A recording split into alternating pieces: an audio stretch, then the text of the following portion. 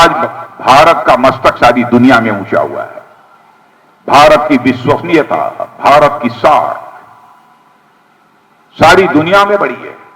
अंतर्राष्ट्रीय जगत में भारत की प्रतिष्ठा बढ़ी है। बहनों भाइयों, इसका श्रेय यदि मैं किसी को देना चाहता हूं तो भारत के प्रधानमंत्री नरेंद्र भाई मोदी को मैं देना चाहता हूं।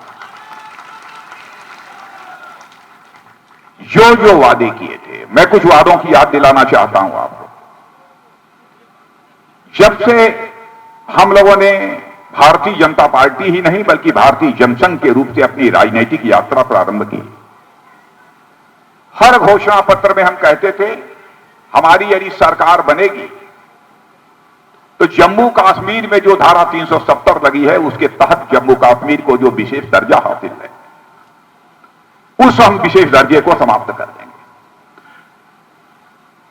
बहनों भाइयों, मैं आपसे पूछना चाहता हूं, क्या यह सच नहीं है?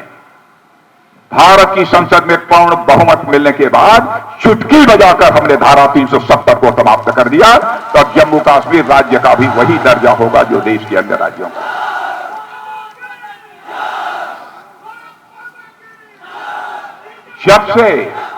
जब से हम लोगों ने भारतीय जनता पार्टी के रूप में अपनी राजनीतिक यात्रा प्रारंभ की, हम बराबर अपने घोषणा पत्र में यह लिखते थे, हमारी सरकार बनेगी तो हम ऐसी परिस्थितियां पैदा करेंगे, ऐसे हालात पैदा करेंगे कि अयोध्या की धरती पर भव्य राम का मंदिर बन जाए।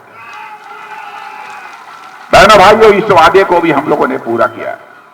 विभाजन हुआ था 1947 में, हम लोग नहीं चाहते थे भारत के दो टुकड़े होने चाहिए, भारत और पाकिस्तान दो देश बनने चाहिए, हम ये नहीं चाहते थे। भारत एक रहना चाहिए, भारत अखंड रहना चाहिए, ये हम लोगों की हसरत थी। लेकिन कुछ ऐसी ताकतें थी जिन्होंने विवश कर दिया और हिंदुओं का देश हिंदुस्तान, मुसलमानों का देश पाकिस्तान, ऐसा करके बंटवारा कर दिया। वैसे हम लोगों का यहां तक सवाल है, भारत के रहने वाले लोग हिंदू और मुसलमान के आधार पर हम कोई भेदभाव नहीं करते हैं बहनों भाइयों। लेकिन उस समय कुछ ताकतें ऐसी थी जिन्होंने इस आधार पर भारत का विभाजन करा दिया। भारत और पाकिस्तान बन गया। बहुत सारे मुस्लिम समाज के लोग भारत में रह गए, हमने उनके साथ कोई भेदभाव नहीं किया। बड़ी संख्या में हिंदू, सिख, पारसी, ईसाई, बौद्ध, जैन जो पाकिस्तान में रह गए, उनके ऊपर कैसा जुल्म ढाया गया, कैसा जुल्म ढाया गया। बड़ी संख्या में लोग पाकिस्तान छोड़कर भारत में आकर लंबे समय तक अपनी गुर्बत की जिंदगी जी रहे थे। बहनों भाइयों, हम लोगों ने वादा किया था कि यदि हमारी सरकार बन गई और पाकिस्तान के रहने वाले ऐसे अल्पसंख्यक यानी हिंदू, सिख, ईसाई, पारसी, जैन, बौद्ध जो भारत आएंगे, हम उनको भारत की नागरिकता प्रदान करेंगे। बहनों भाइयों, और हम लोगों ने उन्हें भारत की नागरिकता प्रदान की है और उन्हें सम्मान की जिंदगी जीने का जो है पूरा हक दिया है। ज्ञानू सिंह को बिहार की राजनीति में चौका मारने की इजाजत यदि कोई दे सकता है तो आप सभी ही दे सकते हैं। और क्यों ज्ञानू सिंह के लिए वोट मांग रहा हूं? ज्ञानू सिंह ने क्या किया है, नहीं किया है, मैं उतना नहीं जानता जितना कि आप जानते होंगे। लेकिन इतनी बात मैं दावे के साथ कह सकता हूं कि 15 वर्षों से सिर्फ नीतीश कुमार जी और सुशील मोदी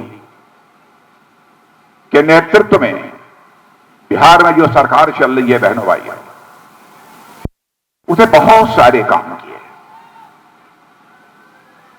और यह भी कहने में मुझे गुरेज नहीं है, अधिकांश जो भी वादे किए थे, अधिकांश वादों को उन्होंने पूरा किया है।